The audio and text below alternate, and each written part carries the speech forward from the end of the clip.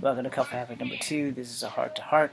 You will hear the view amongst other things in the background, and I apologize. So anyway, for you Biggs 51, sorry, it's been a rough day, and it's just getting started. So I apologize because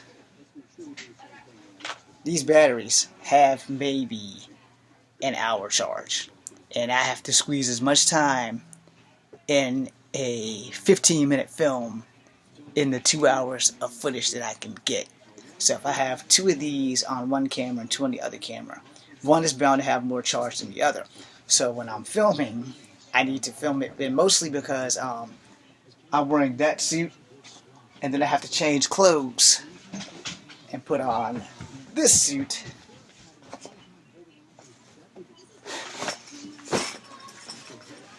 And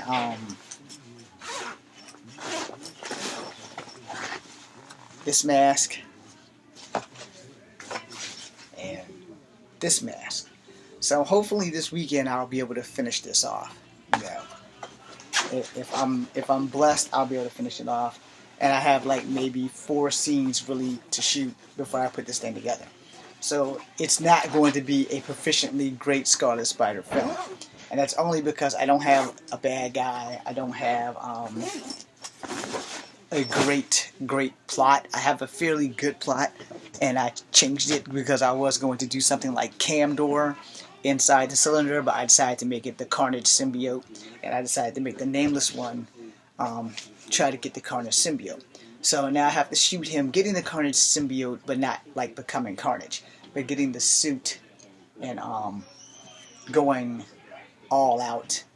And I'm gonna try and film that this weekend, like when I get off from work Friday. If my boss isn't at my job, I'm going to try and film all my shit there, so that I can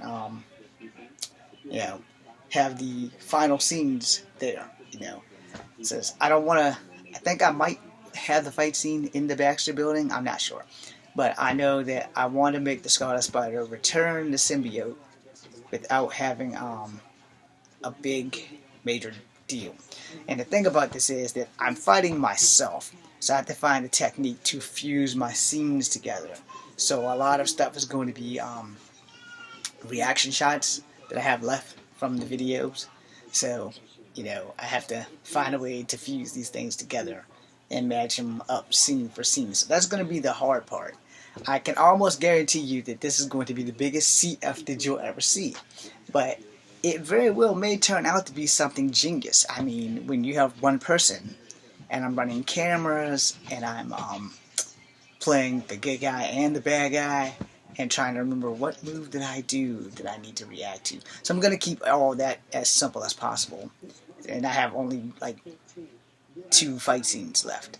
Actually, no, I have 1 fight scene left. I'll have another chase scene to do, and I have 1 fight scene left.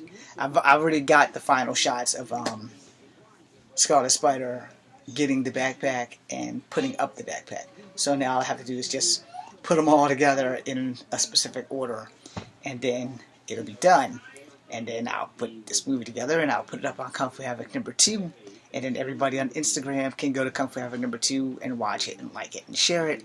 Hopefully you guys will send it to somebody at Fox or Sony or Marvel and help me get a freaking job so that I can stop studying these things for a job that I don't really want to do versus having a job.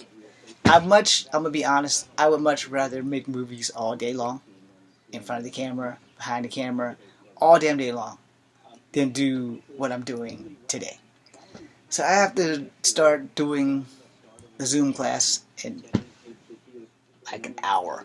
So I don't want to do this shit. I just don't have a choice. I live in reality, and granted, playing Scarlet Spider would be a dream job. Playing any Marvel superhero or DC superhero would be a dream job. The problem is, no one's knocking down my door. No one knows who the hell I am. And for 20 years, I have been busting my ass for nothing at all. Can't even catch a commercial. Now, I don't know what I'm doing wrong, because I've gone to all these casting calls and everything, and I get the same shit every year after year after year. For 20 years, it's, "You're not a bad-looking dude, gentlemen. Excuse me. You're not a bad-looking dude, Mr. Williams, but you're really not what we're looking for." Without even giving me 2 minutes to talk.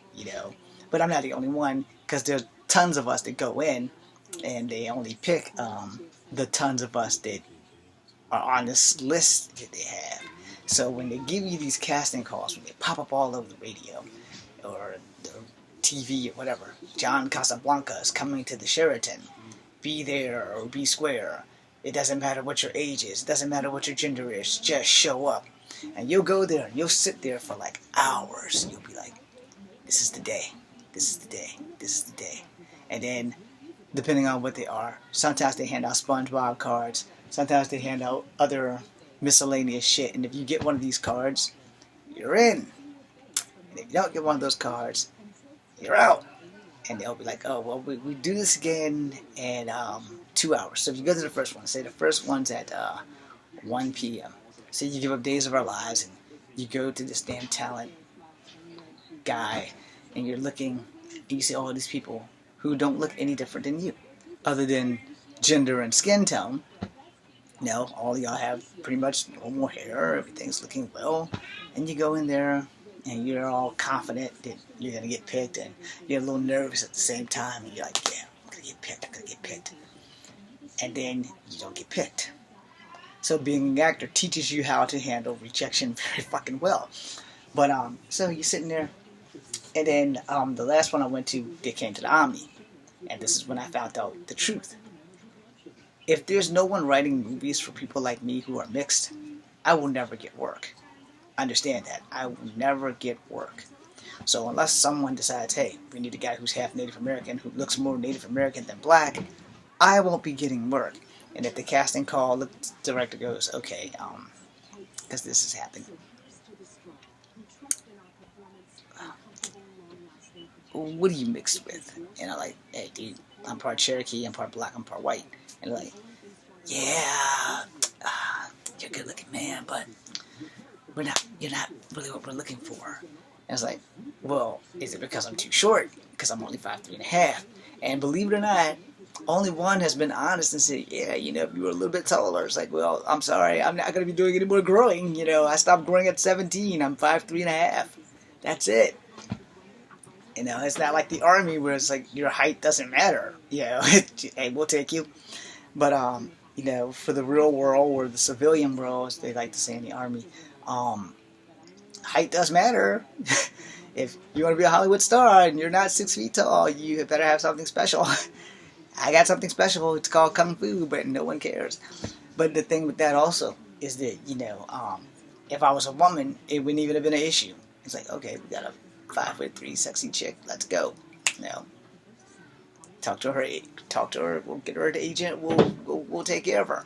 Because a lot of Asian models are 5'3" and they have jobs.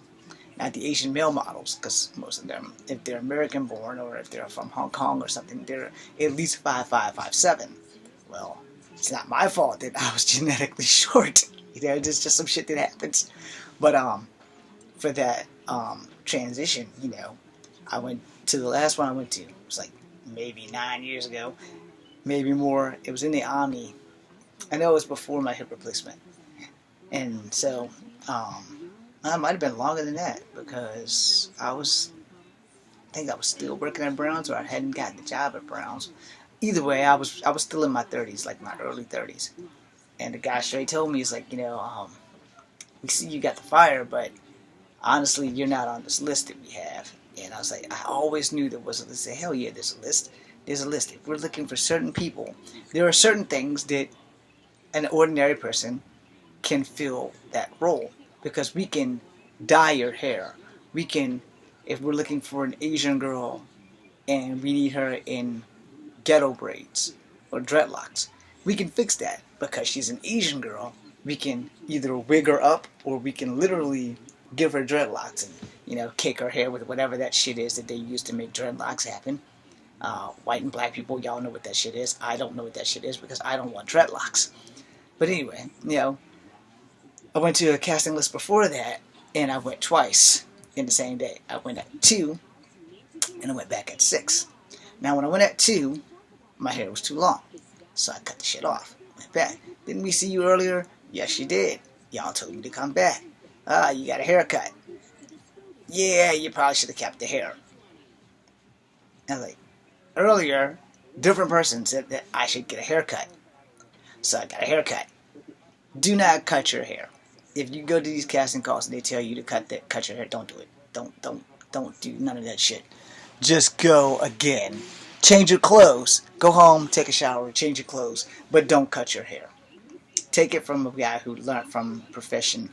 Do not, I don't know why that wave didn't work. Do not cut your hair.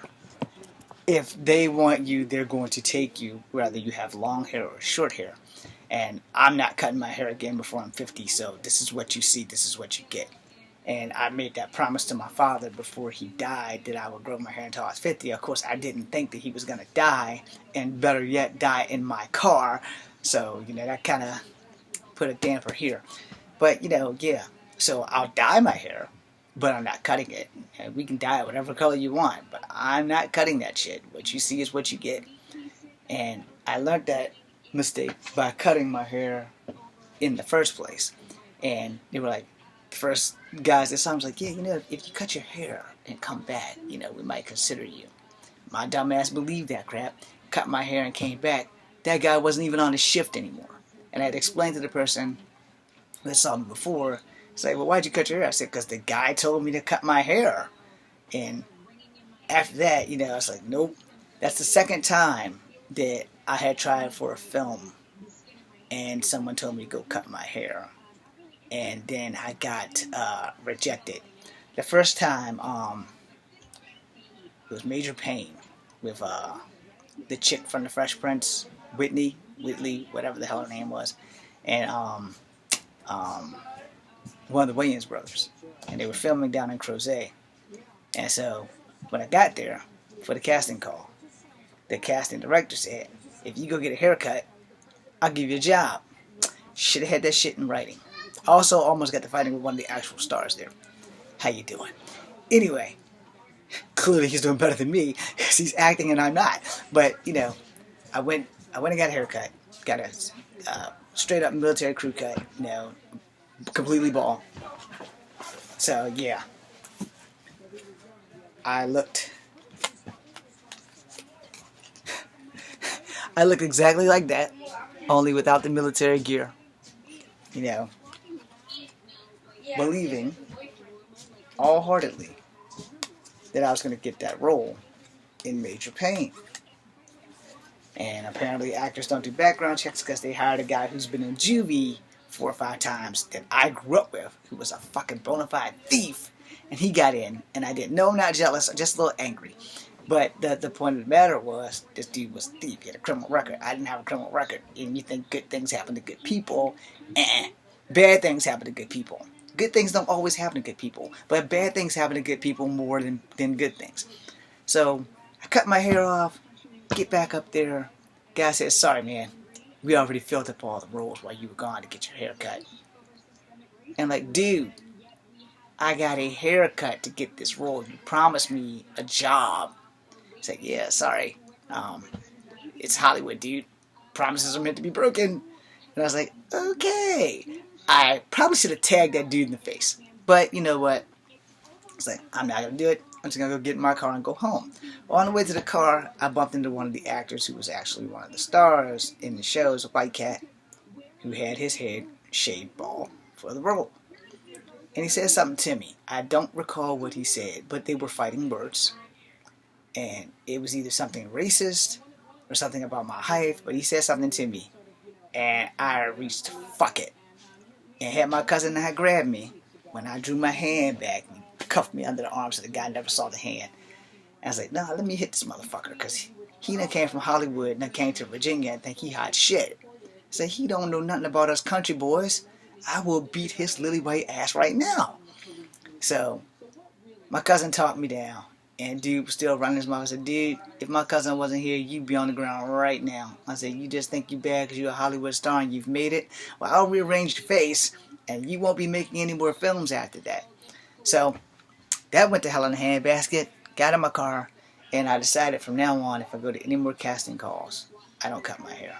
Fuck that shit under any circumstances whatsoever, because it happens twice.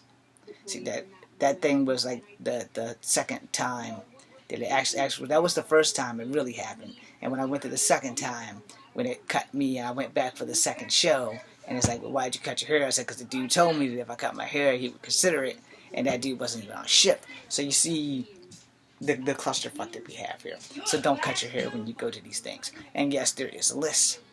And they don't tell you what they're looking for because they don't want people to be phony, to come in there and try to look like what's on the list. Which is why they always tell you, come as you are, and we'll take a look at you. And they basically do head-to-toe scan. They don't take pictures. Some of them do take pictures, but if you have headshots, take those. And I don't have headshots. So I went there, and I was like, okay, I'm going to make it. I'm going to make it. I'm going to do this thing. And each and every fucking time it was. You're not a bad looking man, Mr. Williams, but you're not what we're looking for. So the two things that happens to happen is, one, I'm short. That's like the number one thing on the list as a man that worked against me, is that I'm short. I don't know if I'm ugly. I've been uglier. Trust me on that. When I burnt all of this off, and still have the scar there. Don't know if you guys can see it, but it's right there. And the scar on my arm from when I burnt off my face. So yeah, I'm very, very cautious of my face now. But because I lost all of this, and I'm very aware. I could have lost an eye and some more shit. I'm very aware of what hot antifreeze and hot water does when you fucking don't know what you're doing under the hood of a car. So after that, when I get back to speed now, I went to the one for the Omni, and finally, one casting director told me the fucking truth. And of course, he did start off with, "You're not a bad-looking man, Mr. Williams, but yeah, you're not what we're looking for." And I was like, okay, well, what is it that you are looking for? And he's like, well, honestly, we weren't looking for anybody mixed. It's like, well, can I, play somebody who's not mixed? And he's like, no, because you actually look mixed. You can't play anybody. It's like, maybe if you were doing, a Native American film, I'd probably hire you on the spot. But, yeah, no. You literally look mixed. We're not looking for mixed people right now. Now, if you were a little bit taller, maybe we could work with you. But there's nothing we can do about your face, because you look mixed. And we have a list. And this is where he broke down and said, look, if you were an Asian chick and we needed you to have dreadlocks, as long as you have hair on your head, we can get you the dreadlocks. If you were an Asian man and you were a little taller, we could have you working tomorrow. If you were fully black and a little taller, we could have you working tomorrow. But you're not. Because me and Jay Diz was listening to this guy, and he's like, you ever thought about doing theater? I said, dude, let me tell you something about acting. Because you're the casting director. Here's how acting works. There's maybe 15% of black actors that are actually in theater. And those are actual actors that are good. I am not that good. And then you have to think about the characters that they play. Now, if they're doing a historical piece, they're always enslaved. If they're not doing a historical piece and they're doing something like West Side Story or some shit, they're going to be the bad guy. And two, I make a lot of bloopers. So, if I'm going to do any kind of acting, it's going to be in front of a TV camera or in front of a movie camera. Because we can fix that shit in editing. He's like, that is true. That is true. I said, of course it's true. I said, black guys on Broadway, they make it because they can sing. I can't sing. Instagram, you're about to be done in 15 seconds. So, again, I apologize to Biggs51. Thank you guys for watching. You can see the rest of this video on Kung Fu Havoc number 2. I'm about to end it and go post it. But the whole thing is, we have our moments and we have our things.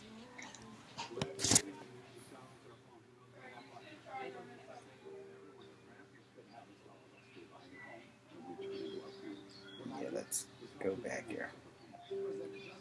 Sorry, y'all.